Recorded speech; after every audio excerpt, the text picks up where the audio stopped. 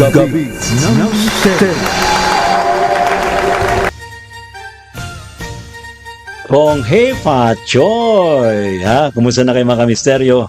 Welcome again sa pang-edisyon ng ating programang Gabi ng Misteryo ngayong pong Sabado ng gabi dito sa DZRH. Tayo'y live sa DZRH sa Facebook, sa YouTube, sa iba pang mga cable stations ng DZRH worldwide. And tonight mga kaibigan, very exciting and very interesting ang ating pag-uusapan. Tonight, tungkol nga po sa dalawang paksa yung ating pag-uusapan. Unang-una muna, syempre, dahil sa on February 17, pasok na tayo sa tinatawag na Year of the Fire Horse according to Chinese Lunar Calendar. Ayan. Ano ba ang swerte na maaring maidulot sa atin ng Year of the Fire Horse? Ayan. At yan ihatid sa atin mga kaibigan ng ating kaibigan sa larangan ng Feng Shui, syempre naman si Master Hans Kua. Ayan. Meron tayong video mula kay Master Hans Kua na magpapaliwanag dito at titingnan natin mabuti yung kanyang sasabihin, ating pakikinggan, ating isa-isip at isa-puso ang kanyang mga advice. Heto na ang payo mismo mula sa ating kaibigang napakagaling, napakasikat na Feng Shui Master, si Master Hans Kua. Okay mga kamisteryo, narito si Master Hans Kua. Magbibigay sa atin ng mga tip tungkol sa dapat natin gawin ngayong Year of the Fire Horse sa Chinese New Year. Kong Hei Fa Choy, Master Hans Kua. Kong Hei Fa Choy, isang maligaya, malusog, masayang Year of the Fire Horse. Ito po si Master Hans Kua. At itong video na to ay para sa Gabi ng Misteryo, para kay Ray Sibayan. Salamat. Alam mo ba, papasok ang Chinese New Year natin ng February 17, 2026. Ang Bisperas, February 16 ng gabi. So ano mga rituals ang pwede natin gawin sa pagsalubong sa bagong taon? Siyempre, kailangan gawin natin maliwanag. Ang bahay natin, ang maliwanag na bahay ay nagdadala ng good luck, good fortune. 12 klaseng prutas to signify 12 buwan sa isang taon na masagana. Mag-display tayo ng prosperity bowl natin. So, kukuhain ng isang prosperity bowl, lalagyan nyo ng bigas, lalagyan ng mga coins, mga pera, itlog. Prosperity bowl pala yung tawag doon. Yung, di ba, nakasanayan natin sa tradisyon ng mga Pilipino. Kapag papasok ang bagong taon, meron tinatawag na maglalagay ka ng bigas, kung ano, isang dosenang prutas, iyan yung sa tradisyon natin sa mga Pilipino pag pumapasok ang bagong taon. Ito naman, yung advice niya is prosperity ball. Ano bang laman ito? Para magkaroon ng parang prosperity. 12 klaseng fruits. Ano mga fruits ang pwede? Pwede tayo mag-display ng pinya. Alam mo ang pinya, kung makikita kayo sa mga Chinatown, makita niyo po, meron diyang papel na red tapos may green. Okay. Pinya po. Kasi in Chinese, called pinya as ong. Ong is prosperity, life is to come. Siyempre, di ba, walang pakwan, suha, melon. Apples is for good harmony. Pinko kasi yan si Chinese. Good harmony. Tapos kung may banana ka, kung may babili kang guyabano, matusok-tusok po ang durian, pwede po ba durian? Any kind of putas po, pwede 12 klaseng putas. So signify 12 buwan. Isang taon, masagana. Mag-display tayo ng horse. Ang horse po ay nagdadala ng victory at success. So, ang pag-display ng horse ay lucky. Bawal lang po ang horse sa mga pinanganak ng Year of the Rat. Lahat ng animal zodiac, ang pagkakaroon ng horse ay swerte. O baby horse! Pagka may baby horse, alam mo yung Chinese we love to have a dragon. Baby dragon, maraming, kaya tapos ang dragon, next susunod na 10 years plus pa. Ang baby dragon. Pero ngayon, taon na to, pwede pa natin ihabol sa mag-asawa, mag-couple, wag lang Year of the Rat kayo.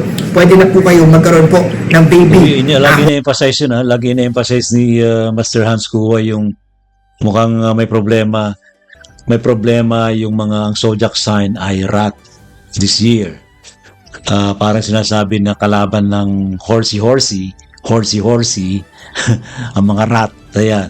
So, nagbibigay siya ng mga tip anong dapat na gawin. Horse at lucky ang baby horse. Also, tikoy para malagkit ang samahan ng family members. Noodles para long life longevity. Yung bahay natin, mag-general cleaning na tayo. dapat bago pumasok. Sandali bago tayo umalis dun sa tikoy. Kaya yung mga Chinese lagi nagbibigay ng mga tikoy para to help people na magkadikit-dikit ang mga magkakapamilya tuwing papasok ang bagong taon. Lalo na ngayon, Chinese New Year. Alright, go ahead. Ang Chinese New Year, malinis ang bahay. Dahil ang malinis ang bahay dyan, nagdadala pumapasok po ang good luck, good fortune. Gawing maingay, masaya ang bahay. Dahil ang maingay, masaya ang bahay. Ay, nagtataboy ng malas, mga negative, tanggal-tanggal malas yan, no? Also, ano pa ba? Tikoy, mga malalagkit, ay maganda. Fish, para sa abundance, fish, no? Noodles, so natin gugupitin ng noodles. So, pwede pa rin pala yung arowana, no? Yung nagdi-display na arowana sa bahay. Arowana is a fish, right? Although iba, ang ginagawa is nag-aalaga talaga ng arowana. Meron talaga aquarium. Alright. Ayun. So, para tuloy-tuloy yung pasok ng swerte, ano? Okay. So, take it away, Master Hans. From pintuan natin, yung mga barya, nagsasaboy tayo papasok ng bahay natin. Para signify na pinapasok natin yung swerte, dapat tinalagyan natin ng bigas. Kompleto, dapat puno yan. Yung nalagyan natin ng tubig, kung may water dispenser kayo, yung mga mantika natin sa dining, sa kitchen. Kasi kitchen is for prosperity. Mahalaga yun, Alam mo yung mahalaga yun. Kasi alam niyo yung mga binabanggit ni Master Hans Kua, nagiging practice na rin natin to as traditional Filipinos. During old times, yung mga palabigasan, pagpapasok ang bagong taon, dapat puno, which is yung sinasabi ni Master Hans Kua. O, diba? Puno yung palabigasan. Pati rin pala yung mga water dispenser na yung mga lalagyan ng tubig, dapat puno rin. Especially this year, because it is Year of the Fire Horse, kailangan daw lagi tayong hydrated. O, diba? I don't know kung mababanggit ni Master Hans Kua, pero I think yun yung isa sa mga payo nila. Kasi fire, no? So, baka lagi tayong dehydrated. So, dapat laging may tubig. Inom tayo palagi. Kaya dapat yung kitchen area natin ay puno yung mga gamit dyan. Yung refrigerator natin, kung may budget o may not, no? Also, during pagpasok sa bagong taon, dapat wala tayong binabayarang utang. Yung mga dapat natin bayaran mga bills, kuryente, tubig, mga dapat hulugan natin kung ano man yung kailangan yung bayaran. Ayaw natin first day ng Chinese New Year natin ay may tumatawag o may nag-text sa atin, di pa tayo bayad. Malas yun, no? Pero emphasize natin yun, i-emphasize natin yun. Sa first day of the Chinese New Year, dapat hindi tayo sinisingil sa utang. So maybe before and after the first day, pwede. Pero sabi nila, dahil kung February 17 ng Chinese New Year, siguro palipasin mo natin ng 5 days bago tayo magbayad ng utang. Mahirap na. O kaya kung kaya-kaya niyo magbayad ng before February 17, maybe February 16 hanggang February 16, magbayad na para wala kayong naisip na utang. Tama naman yun. Baka bagong taon, bigla kayong tatawagan ng nanginingil sa utang. Di ba?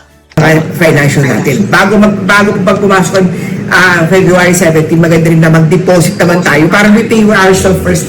Para may payment na dire-deposit sa account natin. Swerte po yun para magdala ng good luck, good fortune. Also, gawin natin, bahay natin. Batiin natin ng Kyonghee Watsai. Ano ba yung Konghei Fat Choy? Kyonghee Watsai. Konghei Fat Choy. Konghei Fat Choy. Konghei Fat Choy is congratulations. Fat Choy is prosperity. Parang wini-wish mo prosperity yung mga binabati mo. Parang Konghei congratulations. Fat Choy is prosperity. Konghei Fat Choy is salitang countries. Kyonghee Watsai is Hokkien. Kyonghee is congratulations. Watsai is to prosper rin. Tapos Kongsi Fatsai is Mandarin naman ng Konghei Fat Choy. Ang totoong Chinese New Year na word ko is Sinyen, Kwaila. Mandarin ng salita yun. Ibig sabihin ng Sinyen is New Year, Kwaila is happy. So, Happy Chinese New Year is Sinyen, Kwaila. Para i-text natin para at least, pag nakita natin sa banner, Sinyen, Kwaila. Sa China, makita mo, Konghei Fat Choy. Kung ano ibig sabihin ng Konghei Fat Choy, ibig sabihin po yun is congratulations. Wishing you prosperity. Pag-usapan naman natin ngayon ang 12 animal zodiac forecast sa Year of the Fire Horse. Simulan natin sa mga pinanganak ng Year of the Rat. Ang Year of the Rat ngayong taon na to, kalaban ng rat, ang Year of the Horse. Hindi ba swerte sa Year of the Rat ngayon? Tai Sui clash, Tai Sui conflict. Ano ba Tai Sui? Siya po yung year god ka conflict. Kalaban ng rat, ang horse this year, kailangan po ng Tai Sui cure, like Tai Sui amulet, Tai Sui plaque, Tai Sui bracelet, Tai Sui pendant, Tai Sui necklace, Tai Sui bracelet, Tai Sui plaque. Ang Year of the Rat, number 1 yun. Year of the Horse, indirectly conflict ka. Si Year of the Rat, si Year of the Rabbit and Rooster, may Tai Sui cure clash din kayo. So si Year of the Ox din, ay may Tai Sui, kaya clash. Punta kayo temple, temple, magpag-cure sa Tai Sui. O kaya, bisita kayo sa store ni Master. Yung Tai Sui, ano yun, yung isang Chinese god na may na may sword. Yun ang Tai Sui. Wala lang ako rito nun. Although iba nilalagay sa pocket. Sandali, baka meron pa ako dito. Yung Tai Sui. Ano yan mahusay doon na talagang bumanat sa kamalasan. Pero iba yung nilalagay sa sa mga pocket yung Tai Sui na yan. This one. I think this one Ito ba yun? Tai Sui. Tai Sui. Hindi ako nagkakamali ito yun. Tai Sui. Alam ko meron pang isa na itsura niya na talagang pampawalis ng malas. Tanong niya lang ho ninyo sa mga feng shui store, tulad yun sa feng shui store ni Master Hans Kua. Alright. Okay. Para cure natin ang Tai Sui mo. Year of the Rat is here sa negosyo, sa usapang pera, ingat dahil posible ang problema, issues sa relasyon. Year of the Ox naman, charisma star activated, maraming benta, sales, negotiation na mako-close this year. Ikaw mismo ang makipag-usap sa kliyente mo para ma-close mo yung deal na gusto mo. If you're Year of the Ox this year, sa love relationship, if single ka, activated sa Year of the Ox ang love relationship. If ikaw naman po sa Year of the Ox, may asawa na, ingat sa third party issue. Year of the Tiger na tayo. Ang Tiger, isang good friend yan ng Year of the Horse. Magandang taon to na mag-baby na horse. Sabi ko kanina, ang baby horse ay isa sa napakaswerte. Sa Chinese, we love to have baby dragon. Isang baby nila this year is the Year of the Horse. Swerte din po yun. Kaya Year of the Horse ay swerte. Lahat ng animal zodiac pwede po ng Year of the Horse. Bawal lang if you're Year of the Rat. Other than that, Year of the Tiger this year, maganda mag-baby sa love relationship. Activated ang love relationship if single. Mahanap po na ang love at romance mo. Paparating na ang Valentine's Day. Isang pagbatian ng Happy Valentine's Day sa manonood sa atin. Sa TV man, sa radyo man, o sa social media. I-share, i-follow nyo po ako sa akin social media. Year of the Tiger. Year of the Tiger this year, maganda ang pasok ng pera sa Year of the Tiger. Year of the Rabbit na tayo. Year of the Rabbit last year, tuyo ang problema ng mga rabbit previous years, puro problema sa pera. Okay. Ang daming magulo ang pera niya this year. May maganda ang pasok ng wealth, ng achievements sa pera ng Year of the Rabbit. Okay. Don't buy what you don't need. Live within your means ang susi sa tagumpay sa Year of the Rabbit. Mas dagdagan ang sipag. Alam mo ba ang pera? Kinikita yan. Maliit man o malaki man ang kita, kailangan lang ng trabaho, kailangan lang ng constant nag-work tayo, constant na work, trabaho, sipag lang, pero may pera. Year of the Rabbit, World Luck Star ay activated. Sa love life naman ng Year of the Rabbit, activated ngayong taon na to sa Rabbit ang makaharap ng afam, sa mga gusto love life ng Year of the Rabbit, makahanap na ng love relationship niya sa social media, sa afam niya mahanap na kayo ng maayos na relasyon. At also sa Year of the Rabbit this year, kung may afam man, dapat may pera, hindi afam lang, ikaw pa magbubuhay sa afam. Na lang pagkagano'n. No? Year of the Dragon na tayo. Year of the Dragon niya, meron siyang long-term achievement star this year. Year of the Dragon, kung ikaw empleyado, magandang taon to na mag-study more, para yung career mo, mas maganda ang promotion. If business ka naman, maganda ang business expansion. Ipa-feng shui ang tindahan. Siyempre, kay Master Hans Kua, number 1, pinakapinagkakatiwala ang feng shui expert ng Pilipinas. Year of the Snake na tayo. Sa Snake this year, last year, 2025, kalaban, hindi maganda sa taon kay Snake. Pag same year kayo, bad year mo yun. This year, recovery year na ng Snake. Kaya naman, may madali na project, trabaho, opportunity, pera. I-follow up, posibleng maklose ulit yan. Sa love relationship ng Dragon at Snake, magandang taon to magpakasal. Mag-level up na ng relasyon ng Dragon at ng Snake. Horse na tayo! Hindi maganda sa Year of the Horse ngayong taon na to. conflict kay Year of the Horse, Year of the Horse, Year of the Rat, Rabbit, Rooster, at Ox. May Tai Sui clash kayo, bumisita sa store ni Master Hans Kua para i-cure natin ang Tai Sui. Sino Tai Sui? Tai Sui yung Year God conflict. Si Year of the Horse sa career this year, huwag magpadalos-dalos. Wag matigas ulo mo, mayabang ka pa sa boss mo. Naku, pagsisisihan mo yan. Sa negosyante naman na Year of the Horse, careful planning, not recommended for business expansion. Right feng shui, right timing, ipa-feng shui kay Master Hans Kua para mas ma-enhance natin ang good luck at ma-protect sila natin ang mga misfortune, negative star. Sipag, tsaga, dahil ikaw mismo ang gagawa ng swerte. Misunderstanding star naman sa mga love relationship ng Year of the Horse. Year of the Sheep or Goat na tayo, best friend ng Year of the Sheep or Goat. Kung this year, may baby horse ka, next year dapat may baby sheep ka. Dahil si horse at si sheep ay mag-best friend sila. So maganda mag-baby ng horse nito na to. Ready ka dahil next year, Year of the Sheep ay maganda rin dahil magkapagkapatid sila. Compatible o mag-best friend sila, magdadala yan ng extreme good luck, good fortune sa bahay, sa pamilya. Year of the Sheep ngayon to na to, maganda mag-asawa, mag-baby na horse. Year of the Sheep yun to na to. Dahil ikaw ang best friend, good friend, allies ka ng Year of the Horse. Business expansion, maganda ang pera. Sa Year of the Sheep this year, sa opportunity sa trade negosyo, sa trabaho, marami ang matutuwa sa output mo. Posible ang salary increase. Year of the Monkey na tayo. Sa Year of the Monkey, matalino man ang matching, nauutakan din. May scam, cheating at betrayal star sa relasyon man o sa pera. Careful. Sa mga ka-deal, sa wealth, sa pera, magsuot ng rhino, elephant, evil eye, bilhin sa store ni Master Hans Kua, black onyx, black obsidian, black tourmaline, mabe-bless ni Master Hans Kua yan para ma-activate natin yung mga protection charm sa Year of the Goat at Year of the Monkey. Year of the Rooster na tayo. Ang mga rooster nito, mainit ang ulo. Huwag nyo awayin ng mga katrabaho nyo, ikaw magsisisi, talo ka dyan. Sa negosyo naman na negosyante na rooster nito na to, huwag mayabang. Ang pagiging mayabang mo ay magdadala ng conflict. Court case, nakuha natin ang kaso.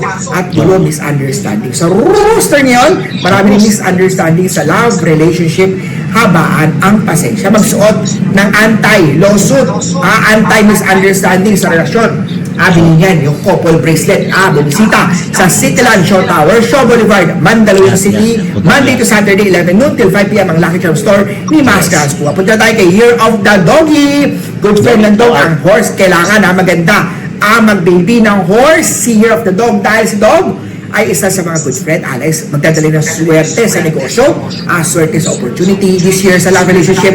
Kung single ka, mahanap mo ng pagkakataon, mahanap ang soulmate mo. Kung ikaw naman ay may partner na, mag-baby ng horse this year. Sa business naman maraming pera, achievement, well star, ang Year of the Dog ito. Sa career naman marami rin pong achievement, matutuwa si boss sa'yo, kaya naman sipag tiyaga para magtagumpay. Year of the Pig na tayo, last year kalaban ng pig. Ang Year of the Snake this year, recovery year na po. Bumisita sa store ni Master Hans Kua, magpa-astrology, birth chart reading, magpa-feng shui ng bahay, magpa-feng shui ng opisina. I-text nyo po ako or i-PM nyo po ako sa Facebook ko po, Master Hans Kua. Year of the Pig illness star, ang dapat i-cure, kailangan ng Holy Gourd Medicine Buddha ilagay yan sa Northwest Sector. Muli po, ito po'y gabay lamang ni Master Hans Kua. Nasa inyong mga kamay sa lalay, ang inyong tagumpay. I-follow nyo po ako sa aking Facebook, Master Hans Kua, Instagram, Master Hans Kua, sa aking TikTok, YouTube, subscribe kayo, Master Hans Kua. Ang aking store po ay located po Monday to Saturday, 11 noon till 5 p.m. dito lang po sa Cityland Show Tower, Shaw Boulevard, tapat po ng St. Francis Church, Lourdes School of Mandaluyong. Cityland Show Tower, Shaw Boulevard, Mandaluyong. Paano? Wishing everyone a happy, prosperous, at healthy Year of the Fire Horse. Po, si Master Hans Kua, ang pinakapinagkakatiwalaang #1 best feng shui expert ng Pilipinas. Isang pagbati ulit sa gabi ng misteryo kay Ray at sa DZRH. Share this video and wish everyone a happy, healthy Year of the Fire Horse. Thank you po! Salamat, Master Hans Kua, sa iyong binigay na mga tip tungkol sa Year of the Fire Horse. Harinawa ay, alam po niyo, tama yung binabanggit naman niya na yung kanyang explanation na yung kanyang mga tips ay gabay lamang. So, tayo pa rin ang gumagawa ng sarili nating kapalaran based na rin sa ating mga desisyon. At wala namang masama pag tayo maniniwala, di ba? Sabi nga nila, kung talaga namang suswertein ka, talaga namang suswertein ka. Pero kung may malas, pwede namang makinig dun sa mga advice ni ni Master Hans Kua, gawin natin yon, di ba? Para ma-correct kung ano man ang problema, maiwasan natin na lumaki ang problema natin ngayong taong ito. Year of the Fire Horse. Ayan na. So yan, mga kaibigan, si Master Hans Kua sa kanyang mga paliwanag tungkol sa Chinese New Year, Gong Si Fa Chai, Kong Hei Fa Choi, congratulations, a prosperous New Year to everyone.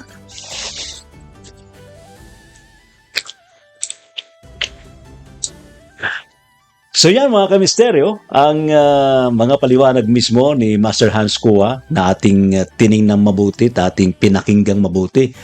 Sisi nating mabuti, hari nawa ay makatulong ito sa ating buhay. Ika nga, abay segundahan ko yung kanyang sinasabi na ang feng shui o geomancy ay gabay lamang sa ating buhay. Tayo pa rin ang gagawa ng ating buhay, tayo pa rin magde-decide sa ating swerte sa buhay, o di ba? Kaya yan ang lagi nating tandaan.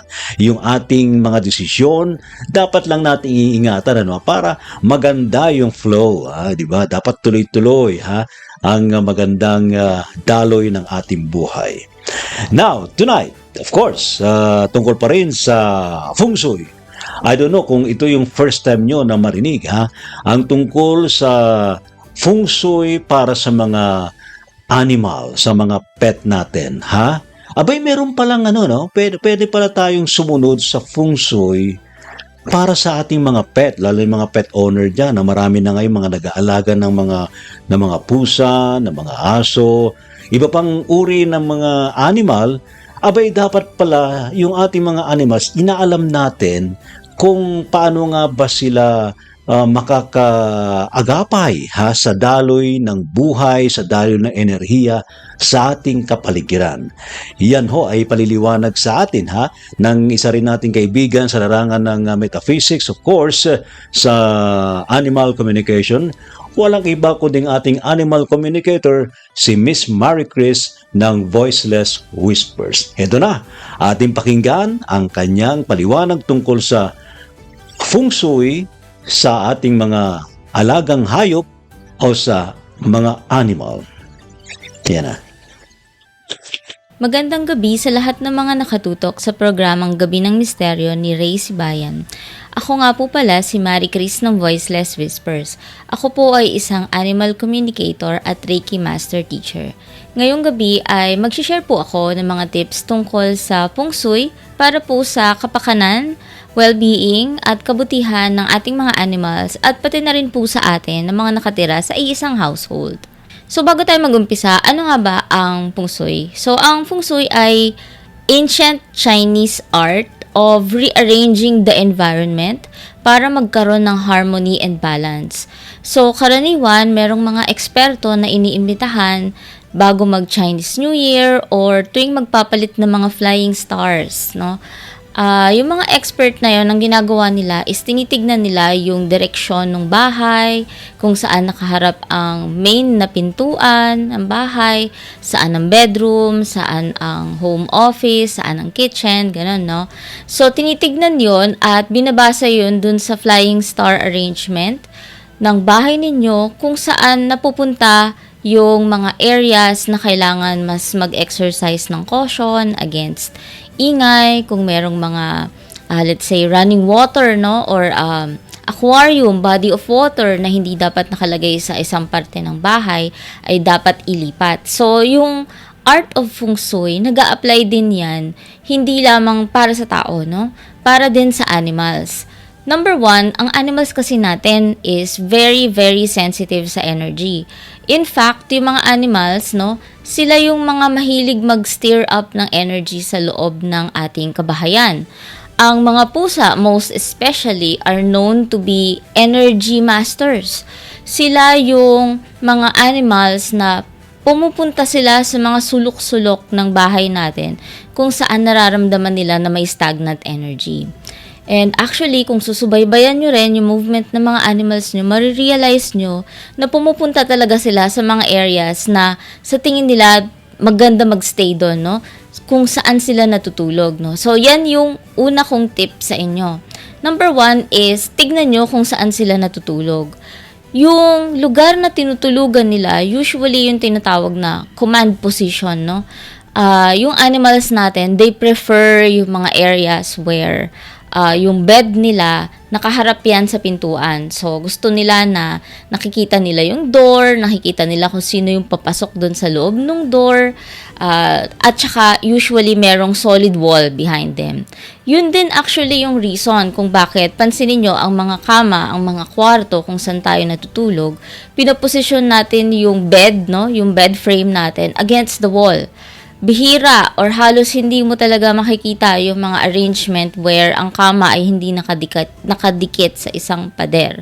So, laging ganon. Yun ang tinatawag na command position. So, nakikita mo yung door, nakikita mo kung sinong papasok dun sa lugar kung saan ka natutulog, at saka meron kang solid support behind you.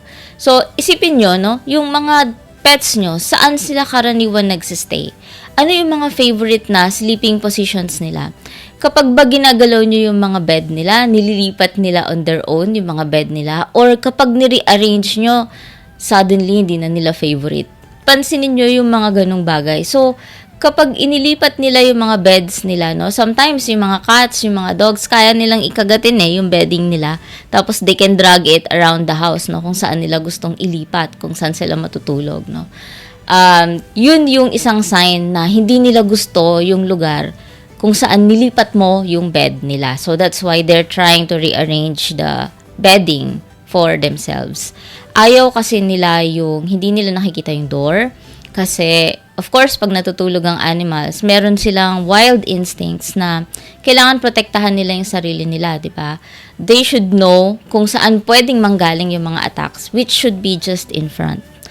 Also, ayaw din nila nung merong heavy foot traffic. Sino ba naman ang makakatulog kung, let's say, natutulog ka sa daanan, sa hallway, no? Na doon ka nakahiga o doon ka na lang tinamaan ng antok, so nakahiga ka doon. Siyempre, magigising ka kung laging may dumadaan-daan sa tabi mo. So, in the same manner, ganun din yung mga animals natin.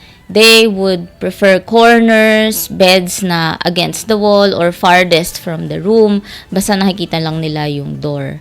So, pansinin nyo yung mga ganong bagay, no? And if very sensitive yung animals nyo, usually kung ipipilit nyo yung mga wrong places na hindi talaga sila relaxed, they would experience stress.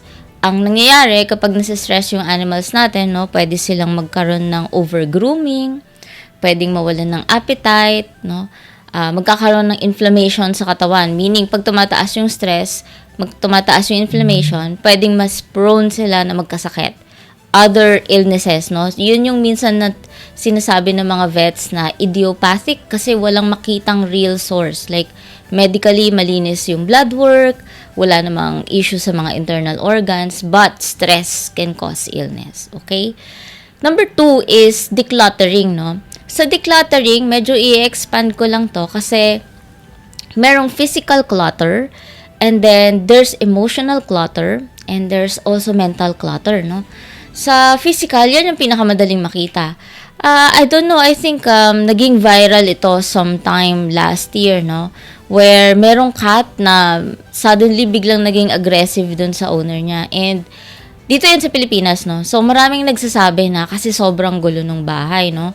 And that's one, kasi every piece of object na iuuwi nyo sa bahay nyo, at first, maganda yung tingin nyo dyan kasi it's an object na kailangan nyo diba? Kaya nyo nga siya binili So, the object starts by carrying a very positive energy around it.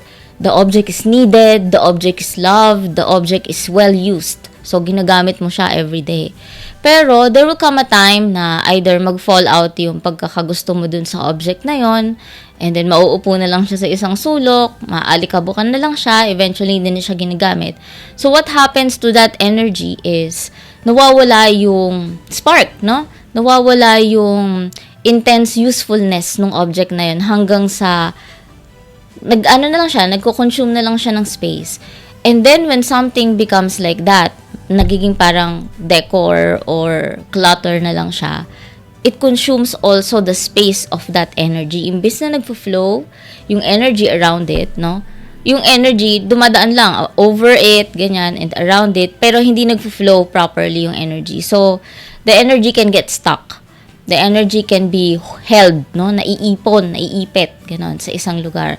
So, if you don't declutter physically on a routine frequency, no? Halimbawa, monthly or quarterly, ganyan.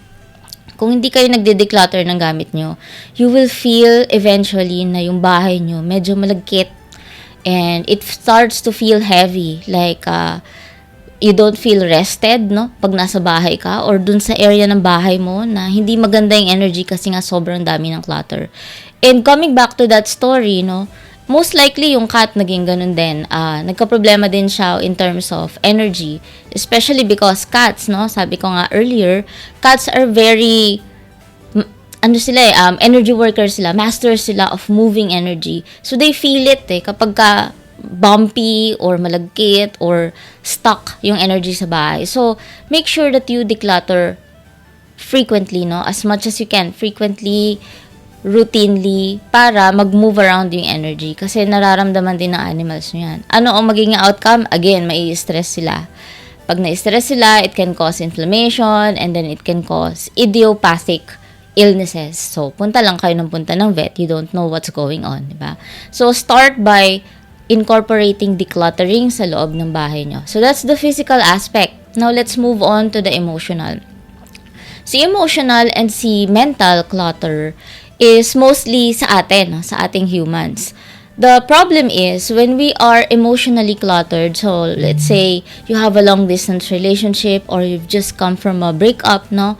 Or you have rift sa mga magulang nyo, may issue kayo, di ba, ganyan. So, that's emotional, that's more of relational declutter. Or may problem kayo sa work, with your office mates, ganyan. So, ano mangyayari kapag ka ganon?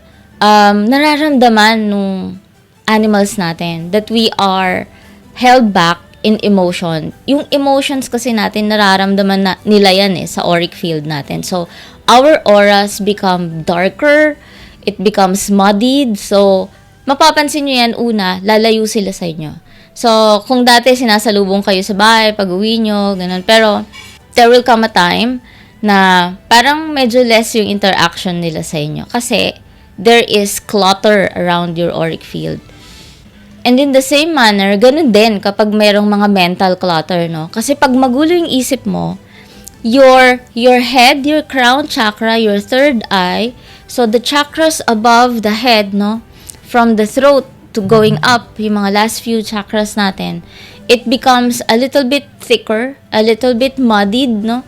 So, may mga debris yan. Naiipon kasi dyan yung lahat ng thoughts natin. And remember, we are talking about feng shui. And feng shui is all about energy, harmony, and balance. So, kung hindi mo i-move around yung energy mo on the last few chakras of the body, no? Magkakaroon ng clutter talaga yan. Things will get stuck up. Magkakaroon ka ng migraine, magkakaroon ka ng headache, magkakaroon ka ng mga throat problems, no? Kasi last few chakras. And the animals are also feeling that. Sometimes, what happens, no? Let me share you this story about my friend and her cats, no? She always have this throat problem. She's a DJ kasi, no? So, she has a very beautiful voice. And, madalas, nagkaka-problem siya kasi because the throat gets tired, ganyan. And there are imbalances in her chakra points as well, but she's overthinking. She's kind of heavy in the last few chakras of her body. So, yung nangyayari, yung cats niya, parang mini-mirror siya. So, nagkaka-problem din yung cats niya dun sa mga ganong aspects. So, kung may problem siya sa throat, meron ding problem sa throat yung cats niya. So, that's how your animals are reflecting also your state of being. So, make sure that you declutter physically, emotionally, and mentally, no? Sa physical pala, no, included na rin dyan yung gamit nila. So, make sure na nilalabhan nyo rin on a regular basis yung mga beddings nila, especially yung mga toys, no? Pag kinakagat-kagat kasi nila, naiiwan yung laway nila dyan, diba? So, instead of leaving that toy to harbor bacteria, make sure na meron kayong routine schedule to clean it. Okay. The third point is balancing the 5 elements inside your home. Okay, hindi naman kailangan maging super expert tayo dito, no? So ano ba yung 5 elements? So there's like water, air, fire, earth, and metal, no? So those are the basic elements that you can observe inside your home. So when you say water, no, you can include yung mga bowls nila, bowls sa water fountain, ganyan. There's a water source sa bahay kahit na hindi fountain.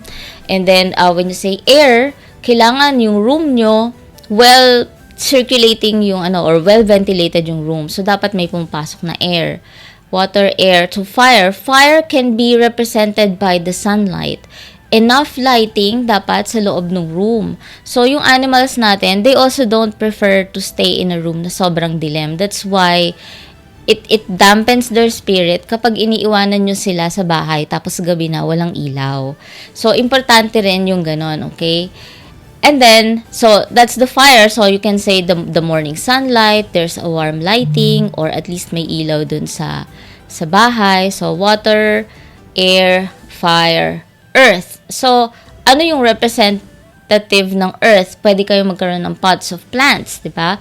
Ceramic, clay pots, ganyan. Kahit na hindi plant mismo, you can get creative. Pwedeng ceramic yung water bowl. So you now have the earth and the water element included, di ba? Or you can have figurines that are made of clay. So, maraming ways that you can incorporate small things like that, no? Hindi kailangan sobrang dami, sobrang laki. Okay, at saka hindi rin naman kailangan plants lang talaga lagi. And then metal, no? Metal could also be the water bowls or the food bowls na kinakainan nila.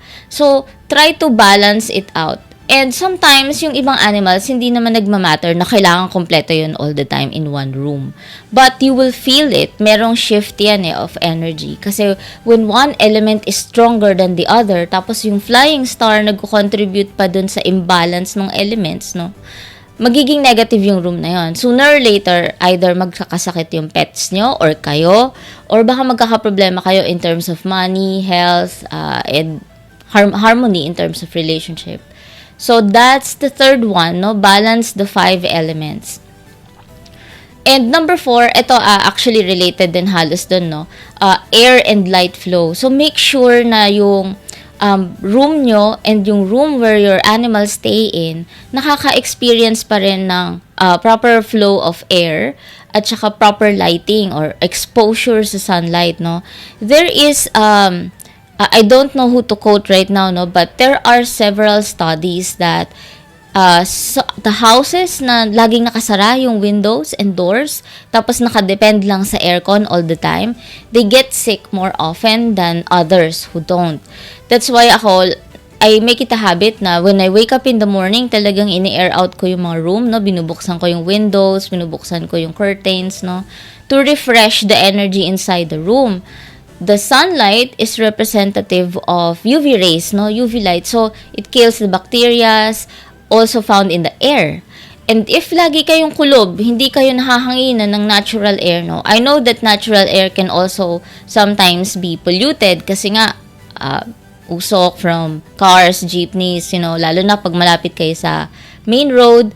But there are ways that you can filter out those pollutants, no? Merong mga air filters na nabibili. But if you don't air out the room, this is what's going to happen. Yung body kasi natin, may lungs tayo, diba? So when we are breathing, nagre-recycle yung air. We exhale the bad air, the carbon dioxide. So, pag naipon yung carbon dioxide sa loob ng bahay nyo, and it's not replaced by fresh oxygen that generated from the trees, from the plants outside, naiipon yung toxicity, no? Yung high amount of methane and carbon dioxide sa loob ng bahay nyo. And that's bad for you. Para ka na rin nagkulong sa isang car, tapos naka-aircon ka lang sa loob. That's why people die when you do that. So, that's number 4. Observe the proper circulations, no? Huwag kayong maglalagay ng mga bedding sa mga dark rooms. Yung mga litter boxes nyo, ilagay nyo kung saan pwedeng aarawan or nakabukas ang door para nahahanginan. Kasi yun din, nag-harbor ng bacteria yon. Of course, pag may bacteria, pwede silang magkaroon ng UTI, diba? So, ganon sa number 4, that's air and light flow. Number 5 is nourishment and waste. So, sa feng shui kasi, importante yung separation of the positive and the negative, no? Parang yin and yang, no? Nourishment is the yang, so it provides vitality, it provides energy. So, anong kasama sa nourishment? That's the food, yung mga kinakain ng mga pets nyo, yung saan nyo ba nilalagay yung food bowl nila. Huwag nyo ilalagay malapit sa litter boxes, huwag nyo ilalagay sa mga potty trainers, di ba? Or near the potty trainers. Now, kung halimbawa nag-rescue kayo, di ba? And maliit lang yung room nyo where you put them first, parang containment area, no? So, ang gagawin nyo is make sure na yung direction, let's say, ito yung litter box, no? Para puntahan nyo yung litter box, lalakad kayo this way. Pero yung food, dapat hindi rin the same direction. So, kung nandito yung litter box, at tas nandito yung food bowl, pareho silang nakaharap, diba? So, maa-access lang nila yung litter box at saka yung food bowl kung pareho silang nakaharap sa direction na yun. You can make it different. So, lalagay mo dito yung food bowl, nandito yung litter box. So, maliit lang yung room, pero yung direction to access that will be different. So, nakaharap siya this way when they eat, at nakaharap siya this way pagka maggagamit na sila ng litter box or magpapati na sila.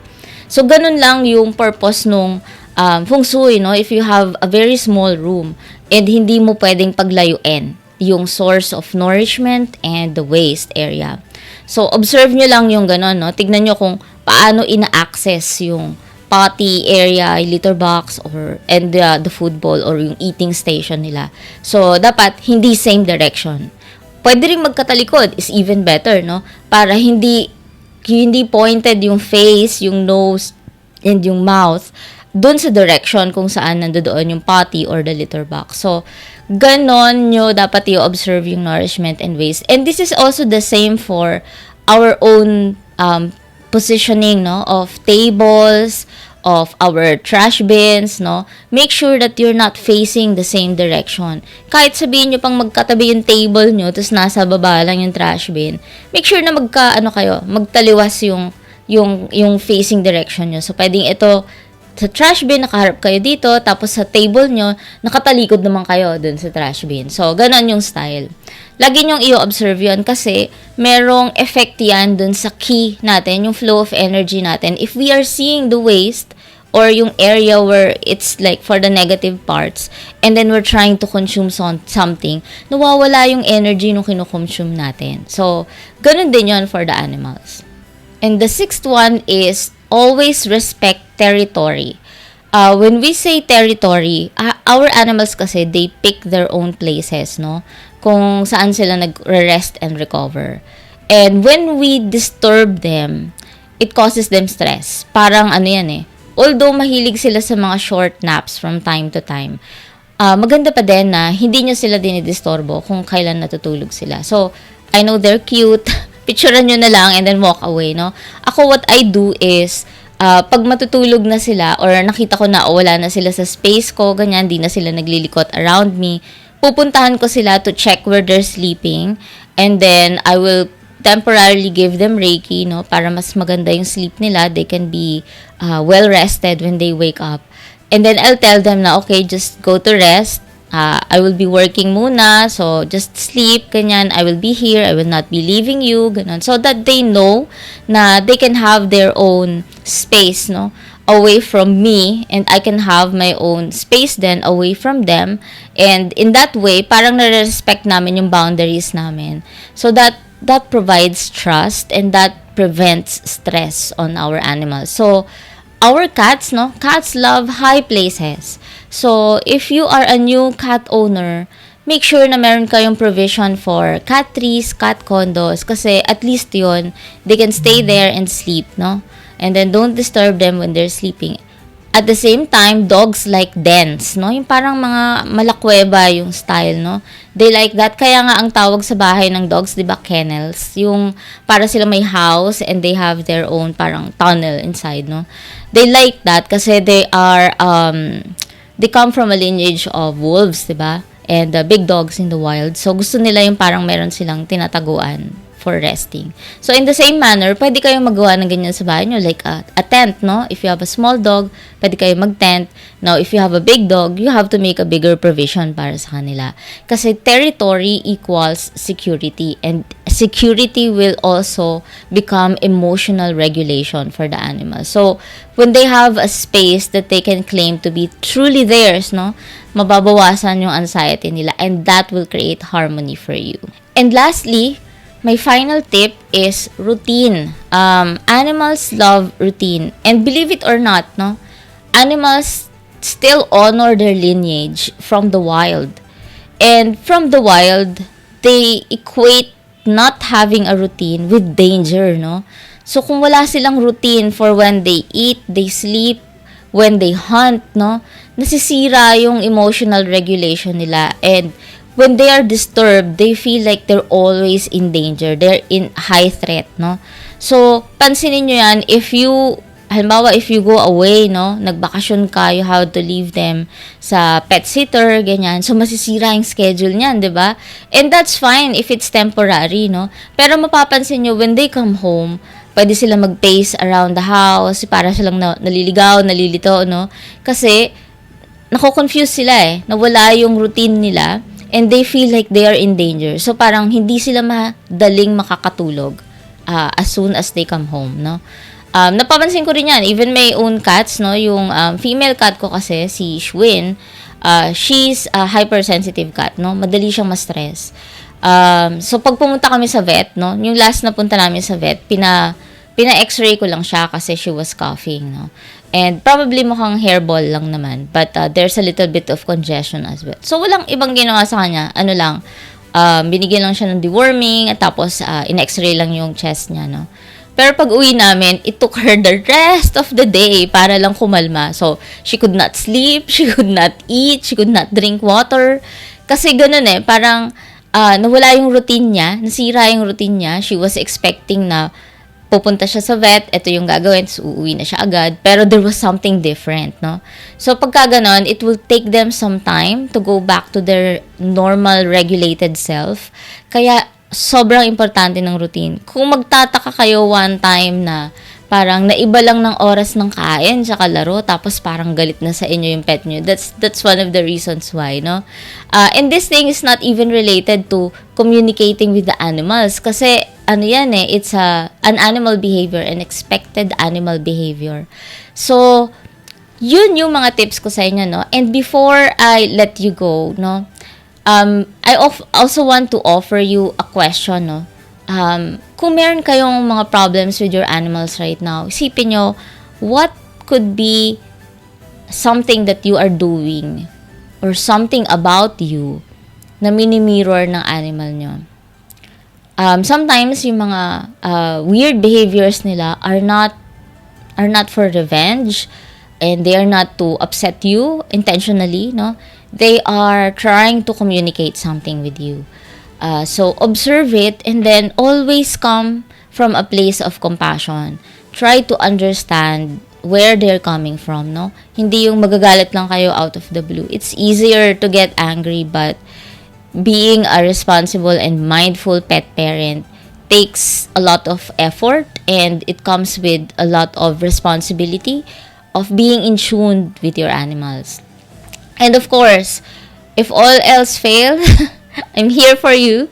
If you have questions about your animals dahil hindi nyo na ma-explain yung problem nila, or they might be having idiopathic illness, no? Hindi na ma-explain ng vet, I'll be here for you, and you can book a session so we can talk to your animals, and I'll make sure magbati kayo ulit.